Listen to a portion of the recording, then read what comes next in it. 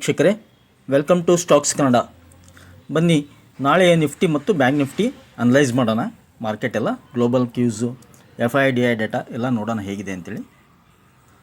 ಅದಕ್ಕೂ ಮೊದಲು ಡಿಸ್ಕ್ಲೇಮರ್ ಕೊಡಲಿಕ್ಕೆ ಇಷ್ಟಪಡ್ತೇನೆ. ಈ ಚಾನಲ್ನಲ್ಲಿ ಬರ್ತಕ್ಕಂಥ ಎಲ್ಲ ವಿಡಿಯೋಗಳು ಕೇವಲ ಎಜುಕೇಷನಲ್ ಪರ್ಪಸ್ಗಾಗಿ ಮಾತ್ರ, ಮಾಹಿತಿಗಾಗಿ ಮಾತ್ರ.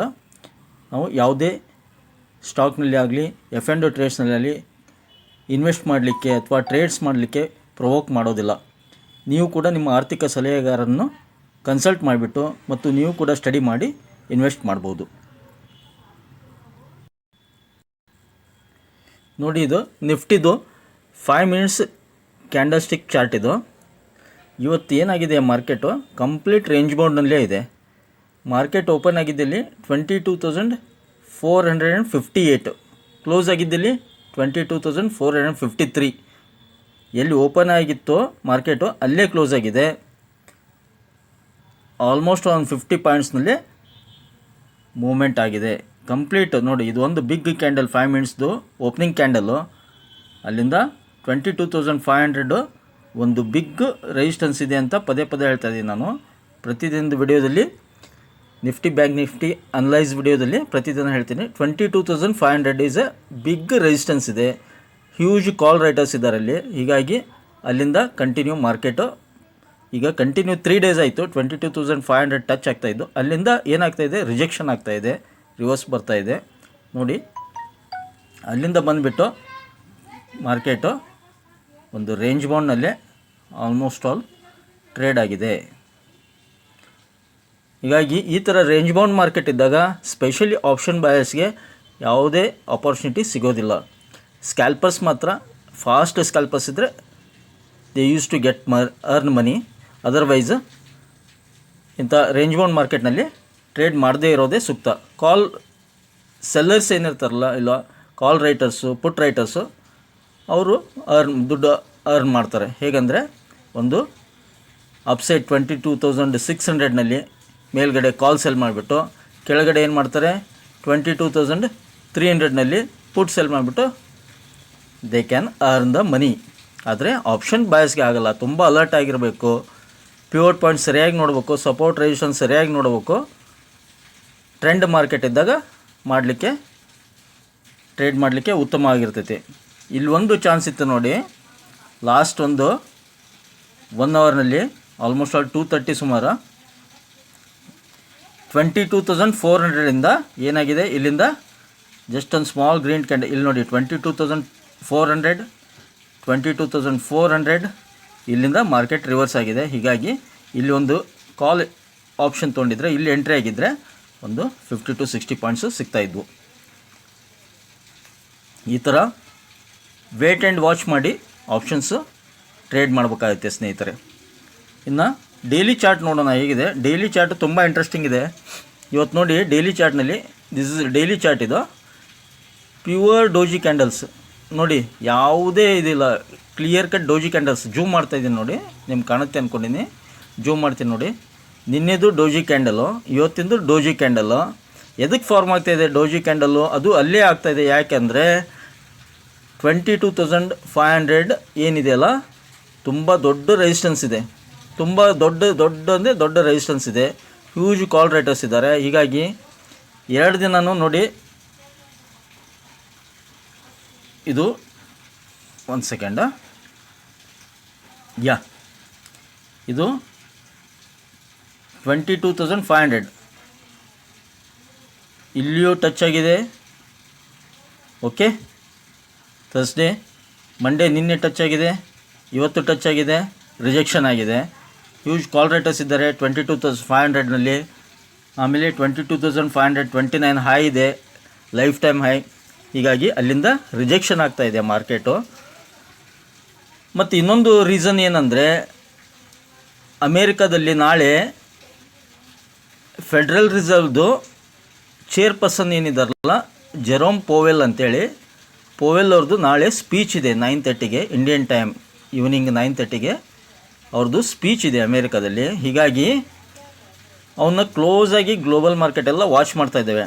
ವೆದರ್ ಏನಾದರೂ ಅವ್ರು ಹಿಂಟ್ಸ್ ಕೊಡ್ತಾರಾ, ಏನಾದರೂ ಕ್ಲೂಸ್ ಕೊಡ್ತಾರಾ ರಿಗಾರ್ಡಿಂಗ್ ರೇಟ್ ಕಟ್ಸ್ ಬಗ್ಗೆ, ಏನಾದರೂ ಫರ್ದರ್ ರೇಟ್ ಕಟ್ಸು ಬೇಗನೆ. ಈಗ ಲಾಸ್ಟ್ ಮೀಟಿಂಗ್ನಲ್ಲಿ ಏನು ಹೇಳಿದ್ದಾರೆ, ಈ ವರ್ಷ ಒಂದು 3 ರೇಟ್ ಕಟ್ ಮಾಡ್ತಿದ್ದೀವಿ ಅಂತ ಹೇಳಿದ್ದಾರೆ, ರೇಟ್ ಕಟ್ಸ್ ಆಗುತ್ತೆ ಅಂತೇಳಿ. ಬಟ್ ಯಾವಾಗ ಮಾಡ್ತೀವಿ ಏನಂತ ಹೇಳಿಲ್ಲ. ಬಟ್ ನಾಳೆ ಒಂದು ಸ್ಪೀಚ್ ಇದೆ ಅವ್ರದ್ದು 9:30ಗೆ, ಫೆಡ್ ಚೇರ್ಪರ್ಸನ್ದು ಅಮೇರಿಕಾದಲ್ಲಿ. ಅವ್ರು ಏನಾದರೂ ಹಿಂಟ್ ಕೊಡ್ತಾರಾ ಅಂಥೇಳಿ ಕ್ಲೋಸ್ ಆಗಿ American market including global markets ಎಲ್ಲ ವಾಚ್ ಮಾಡ್ತಾ ಇದ್ದೇವೆ. ಹೀಗಾಗಿ ನಮ್ಮ ಇಂಡಿಯನ್ ಮಾರ್ಕೆಟ್ ಕೂಡ ಏನಾಗಿದೆ, ರೇಂಜ್ ಬೌಂಡ್ನಲ್ಲಿದೆ. ಮೋಸ್ಟ್ಲಿ ನಾಳೆನೂ ರೇಂಜ್ ಬೌಂಡ್ನಲ್ಲೇ ಇರೋ ಸಾಧ್ಯತೆ, ಎಲ್ಲ ಸಾಧ್ಯತೆ ಇದೆ. ಮತ್ತು ನಾಳೆ ನಿಫ್ಟಿ ಬ್ಯಾಂಕು ಎಕ್ಸ್ಪೈರಿ ಬೇರೆ ಕೂಡ ಇದೆ. ಹೀಗಾಗಿ 22,500 ಕ್ರಾಸ್ ಆಗೋದು ತುಂಬ ಕಷ್ಟ. ನಾಳೆ ಯಾರಾದರೂ ಆಪ್ಷನ್ಸ್ ಟ್ರೇಡರ್ಸ್ ಇದ್ದರೆ, ಆಪ್ಷನ್ ಬಯರ್ಸ್ ಇದ್ದರೆ ಕೇರ್ಫುಲ್ಲಾಗಿ ಟ್ರೇಡ್ ಮಾಡಿ. ಅದರ್ವೈಸ್ ನಾಳೆ ಒಂದು ದಿನ ಬಿಟ್ಟುಬಿಡಿ. ನಾಡಿದ್ದು ಕ್ಲಿಯರ್ ಕಟ್ ಒಂದು ಡೈರೆಕ್ಷನ್ ಸಿಗುತ್ತೆ, ಐದರ್ ಅಪ್ಸೈಡ್ ಆರ್ ಡೌನ್ ಸೈಡ್ ಅಂತೇಳಿ ಡೈರೆಕ್ಷನ್ ಸಿಗುತ್ತೆ. ಈಗ ನಾಳೆ ಟ್ರೇಡ್ ನೋಡೋದಾದರೆ, ನಾಳೆ ಕ್ಲಿಯರ್ ಕಟ್ ರೆಸಿಸ್ಟೆನ್ಸ್ ಎಲ್ಲಿ ಬರುತ್ತೆ 22,500, ಸಪೋರ್ಟ್ ಎಲ್ಲಿ ಬರುತ್ತೆ 22,400. ಇದೆರಡೇ. ಸಪೋಸ್ 22,400 ಏನಾದರೂ ಬೇಕಾತಂದರೆ ನಾಳೆ ಒಂದು ಮೈಲ್ಡ್ ಫಾಲ್ ಆದರೂ ಆಗ್ಬೋದು. 22,300ವರೆಗೆ ಬಂದರೂ ಬರ್ಬೋದು ನಾಳೆ. ಸಪೋಸ್ ಮಾರ್ಕೆಟ್ ಏನಾದರೂ ಕೆಳಗಡೆ 22,400 ಕೆಳಗಡೆ ಬಂತು ಅಂತಂದರೆ 22,300ವರೆಗೂ ಬರ್ಬೋದು. ಅಪ್ಸೈಡ್ ಅಂತೂ 22,500 ದಾಟಿ ಸಸ್ಟೇನ್ ಆದರೆ ಮಾತ್ರ ಒಂದು ಹಾಫ್ ಆನ್ ಅವರು ಅಪ್ಸೈಡ್ ರ್ಯಾಲಿ ಬರುತ್ತೆ. ಅದರ್ವೈಸ್ ಅಪ್ಸೈಡ್ ರ್ಯಾಲಿ ನಾಳೆ ಬರೋ ಚಾನ್ಸಸ್ ತುಂಬ ಕಡಿಮೆ ಇದೆ. ಇಲ್ಲೊಂದು ಚಾನಲ್ ಕ್ರಿಯೇಟ್ ಆಗ್ತಾಯಿದೆ ಅಂತ ಪ್ರತಿದಿನ ಹೇಳ್ತಾ ಇದ್ದೀನಿ ನಾನು. ನೋಡಿ ಎಷ್ಟು ಬ್ಯೂಟಿಫುಲ್ ಚಾನಲ್ ನೋಡಿ ಸ್ನೇಹಿತರೆ. ಇಲ್ಲಿ ಚಾನಲ್ ಇದೆ ಒಂದು, ಓಕೆ, ನಾನು ತೋರಿಸ್ತಾ ಇರ್ತೀನಿ ಪ್ರತಿದಿನ. ಓಕೆ, ದಿಸ್ ಇಸ್ ದ ಒಂದು ಬೆಸ್ಟ್ ಚಾನಲ್ ಫಾರ್ಮ್ ಆಗಿದೆ. ಇಷ್ಟು ದಿನ ಆಯ್ತದೆ ಇಲ್ಲಿ ಕೆಳಗಡೆ ಫಾರ್ಮ್ ಆಗ್ತಾಯಿತ್ತು. ಒಂದು ಬಿಗ್ ಗ್ರೀನ್ ಕ್ಯಾಂಡಲು, 2 ದಿನ ಡೋಜಿ ಕ್ಯಾಂಡಲ್ ಏನು ಇಂಡಿಕೇಟ್ ಮಾಡುತ್ತೆ? ಡೋಜಿ ಕ್ಯಾಂಡಲು ಕ್ಲಿಯರ್ ಮೂಮೆಂಟಮ್ ಇರಲ್ಲ, ಕ್ಲಿಯರ್ ಯಾವುದೇ ಡೈರೆಕ್ಷನ್ ಇರಲ್ಲ ಅಂದಾಗ ಏನಾಗುತ್ತೆ, ಡೋಜಿ ಕ್ಯಾಂಡಲ್ ಫಾರ್ಮ್ ಆಗುತ್ತೆ. ಮಾರ್ಕೆಟ್ನಲ್ಲಿ ಕನ್ಫ್ಯೂಷನ್ ಇದ್ದಾಗ, ಮಾರ್ಕೆಟ್ನಲ್ಲಿ ಕ್ಲಿಯರ್ ಡೈರೆಕ್ಷನ್ ಮಾರ್ಕೆಟ್ಗೆ ಸಿಗದೇ ಇದ್ದಾಗ, ಅಥವಾ ಮೇಜರ್ ಯಾವುದಾದ್ರೂ ಇವೆಂಟ್ಸ್ ಇದ್ದಾಗ ಏನಾಗುತ್ತೆ, ಡೋಜಿ ಕ್ಯಾಂಡಲ್ಸ್ ಫಾರ್ಮ್ ಆಗ್ತಾ ಇರ್ತವೆ. ಇಲ್ಲಿ 2 ದಿನ ಡೋಜಿ ಕ್ಯಾಂಡಲ್ ಫಾರ್ಮ್ ಆಗಿದೆ. ಸೊ ನೆಕ್ಸ್ಟ್ ಈ ಅಪ್ಸೈಡ್ ಮೂವ್ ಆದರೂ ಆಗ್ಬೋದು. ನಾಳೆ ಒಂದು ದಿನ ಡೋಜಿ ಕ್ಯಾಂಡಲ್ ಫಾರ್ಮ್ ಆಗಿ ಥರ್ಸ್ಡೇ ಫ್ರೈಡೇ ಅಪ್ಸೈಡ್ ಮೂವ್ ಆದರೂ ಆಗ್ಬೋದು, ಈ ಚಾನಲ್ ಒಳಗಡೆ ಎಂಟ್ರ್ ಆದರೂ ಆಗ್ಬೋದು. ಅದರ್ವೈಸ್ ಕೆಳಗಡೆ ಬರೋ ಸಾಧ್ಯತೆಯೂ ಇರುತ್ತೆ. ಬಟ್ ಕೆಳಗಡೆ ಇಂಡಿಯನ್ ಮಾರ್ಕೆಟು ಇವಾಗಿನ ಪರಿಸ್ಥಿತಿ ನೋಡಿದರೆ ಕೆಳಗಡೆ ಬರೋ ಸಾಧ್ಯತೆ ತುಂಬ ಕಡಿಮೆ ಇದೆ. ಈ ರೆಸಿಸ್ಟೆನ್ಸು ಇನ್ನೊಂದು 2 ದಿನ ಇಲ್ಲ ನೆಕ್ಸ್ಟ್ ವೀಕು ಕ್ರಾಸ್ ಆಗೋ ಎಲ್ಲ ಚಾನ್ಸಸ್ ಇದೆ. ಸೊ ಯಾರಾದರೂ ಆಪ್ಷನ್ಸ್ ಬಯಸಿದ್ರೆ ನಾಳಿದ್ದು ಬಿಟ್ಟು ನೆಕ್ಸ್ಟ್ ವೀಕ್ದು ಬೈ ಮಾಡಿ. ಇನ್ನು ಬ್ಯಾಂಕ್ ನಿಫ್ಟಿ ನೋಡೋಣ. ನೋಡಿ ಬ್ಯಾಂಕ್ ನಿಫ್ಟಿನೂ ಅದೇ ಥರ ಮಾರ್ನಿಂಗ್ ಏನೋ ಒಂದು ಕ್ಯಾಂಡಲ್ ಫಾರ್ಮ್ ಆಗಿತ್ತು, ಅದು ಬಿಟ್ಟರೆ ಕೆಳಗಡೆನೇ ಕ್ರಾಸ್ ಆಗಿಲ್ಲ, ಮೇಲ್ಗಡೆನೇ ಇಲ್ಲ, ಕಂಪ್ಲೀಟ್ ರೇಂಜ್ ಬೌಂಡ್ನಲ್ಲೇ. ಆಪ್ಷನ್ ಬಯಸ್ದು ರಿಟೇಲರ್ಸ್ದು ಎಲ್ಲ ಪ್ರೀಮಿಯಮು ಆಲ್ಮೋಸ್ಟ್ ಆಲ್ ಎಲ್ಲ ಡಿಕೆ ಆಗಿರ್ತವೆ, ರೇಂಜ್ ಬೌಂಡ್ನಲ್ಲೇ ಇತ್ತು.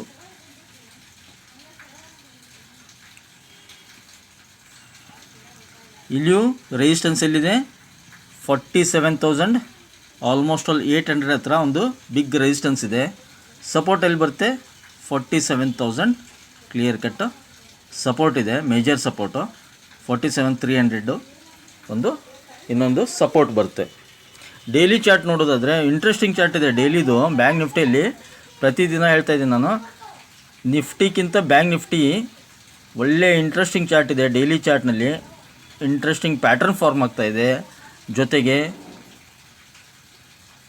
ಇದು ಏನು ಹೇಳ್ತಾ ಇದೆ ಚಾರ್ಟ್ ಅಂದರೆ, ಬುಲ್ಲಿಶ್ ಮೂಮೆಂಟಮ್ ಪೆಂಡಿಂಗ್ ಇದೆ ಬ್ಯಾಂಕ್ ನಿಫ್ಟಿಯಲ್ಲಿ. ನಾನು ಪದೇ ಹೇಳ್ತಾ ಇದ್ದೀನಿ, ಬ್ಯಾಂಕ್ ನಿಫ್ಟಿಯಲ್ಲಿ ಒಂದು ಬುಲ್ಲಿಶ್ ಮೂಮೆಂಟಮ್ ಪೆಂಡಿಂಗ್ ಇದೆ. ಅದು ನಾಳೆ ಒಂದು ದಿನ ಏನಾಗುತ್ತೆ, ಇವತ್ತು ಇದರಲ್ಲಿ ನೋಡಿ ಮೈಲ್ಡ್ ಇನ್ವರ್ಟೆಡ್ ಹ್ಯಾಮರ್ ಥರ ಫಾರ್ಮ್ ಆಗಿದೆ.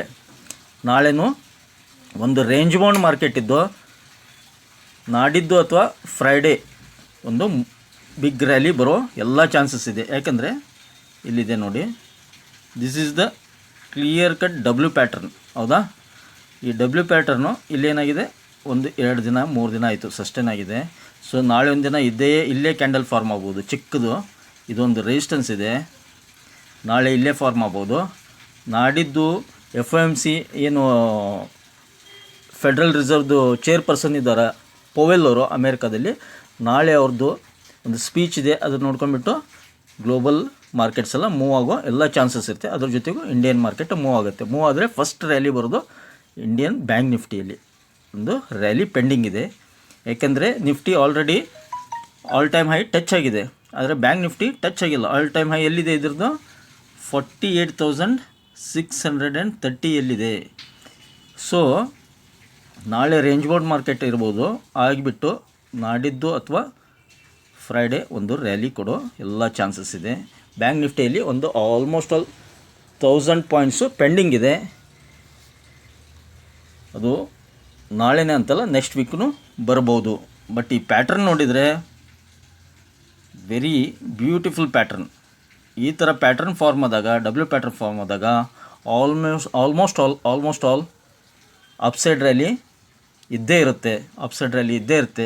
ಐದರ್ ಒಂದು ದಿನ 2 ದಿನ ಕನ್ಸಾಲ್ಟೇಷನ್ ಆಗಿ ಮೂವ್ ಆದರೂ ಆಗ್ಬೋದು ಮೇಲ್ಗಡೆ. ನಾವು ಗ್ಲೋಬಲ್ ಕ್ಯೂಸ್ ನೋಡೋಣ. ಅಮೇರಿಕನ್ ಮಾರ್ಕೆಟ್ ಈಗ ಡೌ ಜೋನ್ಸ್ ಹೇಗೆ ನಡೀತಾ ಇದೆ. ಡೌ ಜೋನ್ಸ್ ಇನ್ನೂ ಓಪನ್ ಆಗಿರೋಕ್ಕಿಲ್ಲ.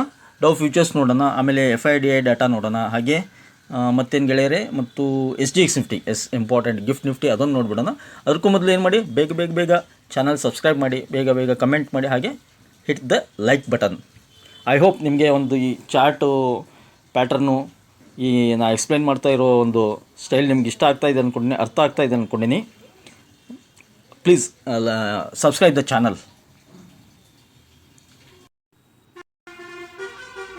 ನೋಡಿ, FIs ಏನು ಮಾಡಿದ್ದಾರೆ, 1622 ಕೋಟಿದು ಸೆಲ್ ಮಾಡಿದ್ದಾರೆ. ನೆಟ್ ಕ್ಯಾಶ್ ಸೆಲ್ ಮಾಡಿದ್ದಾರೆ ತುಂಬ ಜನರವರು. ಯಾಕಂದರೆ ನಾಳೆ ಫೆಡ್ ಚೇರ್ಪರ್ಸನ್ ಪೋವೆಲ್ ಅವ್ರ ಸ್ಪೀಚ್ ಇರೋದ್ರಿಂದ, ಒಂದು ಕ್ಲಿಯರ್ ಕಟ್ಟು ಮೆಸೇಜ್ ಸಿಗದೇ ಇರೋದ್ರಿಂದ ಅವರು ಸೆಲ್ ಮಾಡಿ ಕೂತಿದ್ದಾರೆ. ಮೈನಸ್ ಎಷ್ಟಿದೆ, 1622 crores. ಇನ್ನು DIs ಏನು ಮಾಡಿದ್ದಾರೆ, ಬ್ರೌಸ್ ಆಗ್ತಾಯಿದೆ, ಒಂದು ಸೆಕೆಂಡು. ಎಸ್, DIs ನೋಡಿ 1952 ಕೋಟಿದು ಬಾಯ್ ಮಾಡಿದ್ದಾರೆ. ನೆಟ್ ಕ್ಯಾಶ್ ಬಾಯ್ ಮಾಡಿದ್ದಾರೆ DIs. ಓಕೆ, DIs ಏನು ಮಾಡಿದ್ದಾರೆ, 1952 ಕೋಟಿ ಬಾಯ್ ಮಾಡಿದ್ದಾರೆ. ಇನ್ನು ಗ್ಲೋಬಲ್ ಅಮೇರಿಕನ್ ಮಾರ್ಕೆಟ್ ಒಂದು ನೋಡೋಣ. ನೋಡಿ, ಡೌ ಜೋನ್ಸ್ ಇನ್ನೂ ಓಪನ್ ಆಗಿಲ್ಲ. ಡೌ ಫ್ಯೂಚರ್ಸ್ ನೋಡಿ, -428 ಪಾಯಿಂಟ್ ಮೈನಸ್ನಲ್ಲಿ ಟ್ರೇಡ್ ಆಗ್ತಾಯಿದೆ. ಆಲ್ಮೋಸ್ಟ್ ಆಲ್ -1% ಟ್ರೇಡ್ ಆಗ್ತಾಯಿದೆ. -1%ನಲ್ಲಿ ಇದೆ, ನೆಗೆಟಿವ್ನಲ್ಲಿ ಟ್ರೇಡ್ ಆಗ್ತಾಯಿದೆ. ಬಿಗ್ ಫಾಲ್ ಆಗ್ತಾಯಿದೆ ಅಮೇರಿಕನ್ ಮಾರ್ಕೆಟ್ನಲ್ಲಿ. ಆಮೇಲೆ S&P 500 ನೋಡಿ, ಅದು ಕೂಡ 55 ಪಾಯಿಂಟು ನೆಗೆಟಿವ್ನಲ್ಲಿ ಟ್ರೇಡ್ ಆಗ್ತಾಯಿದೆ. US Tech 100 ನೋಡಿ, -279 ಪಾಯಿಂಟ್ಸು, ಬಿಗ್ ಫಾಲ್ ಇದೆ. ನಿಕೈ ಜಪಾನ್ ಮಾರ್ಕೆಟ್ ಹೇಗಿದೆ ನೋಡಿ, ಜಪಾನ್ ಮಾರ್ಕೆಟು ಫಾಲ್ ಆಗಿದೆ, 492 ಪಾಯಿಂಟ್ ಫಾಲ್ ಆಗಿದೆ. ಹ್ಯಾಂಗ್ಸೆಂಗ್ ಚೈನಾ ಮಾರ್ಕೆಟ್ ಮಾತ್ರ ಒಂದು 2% ಅಪ್ಸೈಡ್ನಲ್ಲಿದೆ. ಯಾಕೆ ಅಮೇರಿಕನ್ ಮಾರ್ಕೆಟು ಇಷ್ಟೊಂದು ಫಾಲ್ ಯಾಕಾಗಿದೆ ಅಂತಂದರೆ, ಅದೇ ಹೇಳಿದ್ನಲ್ಲ, ನಾಳೆ ಫೆಡ್ ರಿಸರ್ವ್ ಚೇರ್ಪರ್ಸನ್ ಪೋವೆಲ್ ಅವ್ರದ್ದು ಸ್ಪೀಚ್ ಇರೋದ್ರಿಂದ ಅವರೊಂದು ಸ್ಪೀಚ್ದು ಹಿಂಟ್ಸ್ ಏನಾದರೂ ಸಿಗುತ್ತಾ ರಿಗಾರ್ಡಿಂಗ್ ರೇಟ್ ಕಟ್ಸು ಅಂದ್ಬಿಟ್ಟು ಮಾರ್ಕೆಟು ಕ್ಲೋಸ್ಲಿ ವಾಚ್ ಮಾಡ್ತಾಯಿವೆ. ಸೊ ನಾಳೆ ಈವ್ನಿಂಗಿಂದ ಕ್ಲಿಯರ್ ಕಟ್ ಡಿರೆಕ್ಷನ್ ಸಿಗ್ಬೋದು ಮಾರ್ಕೆಟ್ಗೆ, ಅಮೇರಿಕನ್ ಮಾರ್ಕೆಟ್ಗೆ ಅಥವಾ ಗ್ಲೋಬಲ್ ಮಾರ್ಕೆಟ್ಸ್ಗೆ. ನಾಳೆ ಸಾಯಂಕಾಲದಿಂದ ಅವ್ರ ಸ್ಪೀಚ್ ಆದ ನಂತರ ಒಂದು ಕ್ಲಿಯರ್ ಡೈರೆಕ್ಷನ್ ಸಿಗುತ್ತೆ ಅಂತ ಅದು ನನ್ನ ಒಂದು ಒಪಿನಿಯನ್. ಆಮೇಲೆ ಮಾರ್ಕೆಟ್ ಕೂಡ, ಅಮೇರಿಕನ್ ಮಾರ್ಕೆಟು ಕ್ಲೋಸ್ಲಿ ಅವರ ಸ್ಪೀಚನ್ನು ವಾಚ್ ಮಾಡ್ತವೆ. ಇನ್ನು SGX ನಿಫ್ಟಿ ಅಂತ ನೋಡೋಣ ಫ್ರೆಂಡ್ಸ್. ನೋಡಿ, SGX ನಿಫ್ಟಿ ಅಥವಾ ಗಿಫ್ಟ್ ನಿಫ್ಟಿ ನೋಡಿ, -98 ಪಾಯಿಂಟ್ಸ್ ಮೈನಸ್ನಲ್ಲಿದೆ ಪ್ರೆಸೆಂಟ್. ಇವಾಗ 7 ಗಂಟೆ 52 ನಿಮಿಷಕ್ಕೆ ಎಷ್ಟಿದೆ, -98 ಪಾಯಿಂಟ್ಸ್. ಸೊ ನಾಳೆ most probably gap down opening ಆಗ್ಬೋದು. ಇವತ್ತು ಗ್ಯಾಪ್ ಡೌನೇ ಇತ್ತು, ಫ್ಲ್ಯಾಟ್ ಓಪನಿಂಗ್ ಆಗಿಬಿಟ್ಟು ಒಂದು 100 ಪಾಯಿಂಟ್ಸ್ ಕೆಳಗಡೆ ಹೋಯಿತು, ಮತ್ತು ಅಲ್ಲಿಂದ ರಿವರ್ಸ್ ಆಗಿತ್ತು. ಸೊ ನಾಳೆ ಮೋಸ್ಟ್ ಪ್ರಾಬಬ್ಲಿ ಗ್ಯಾಪ್ ಡೌನ್ ಆಗಿಬಿಟ್ಟು ಮತ್ತೆ ರಿಕವರಿ ಆಗಿ ಮತ್ತೆ ರೇಂಜ್ ಬೌಂಡ್ನಲ್ಲಿ ಮಾರ್ಕೆಟು ಎಂಡ್ ಆಗ್ಬೋದು. ಸೊ ನಾಳೆ ಒಂದಿನ ಮಾರ್ಕೆಟನ್ನು ವಾಚ್ ಮಾಡಿಬಿಟ್ಟು ನಾಡಿದ್ದು ಥರ್ಸ್ಡೇಯಿಂದ ಒಂದು ಕ್ಲಿಯರ್ ಕಟ್ ಡೈರೆಕ್ಷನ್ ಸಿಗುತ್ತೆ ಅಂತ ನಂದು ಒಪಿನಿಯನ್. ಐ ಹೋಪ್ ನಿಮಗೆ ಈ ಒಂದು ವಿಡಿಯೋ ಇಷ್ಟ ಆಗಿದೆ ಅಂದ್ಕೊಂಡಿದ್ದೀನಿ. ಬೇಗ ಚಾನಲ್ಗೆ ಸಬ್ಸ್ಕ್ರೈಬ್ ಮಾಡಿ ಸ್ನೇಹಿತರೆ, ಹಾಗೆ hit the like button. Thank you all.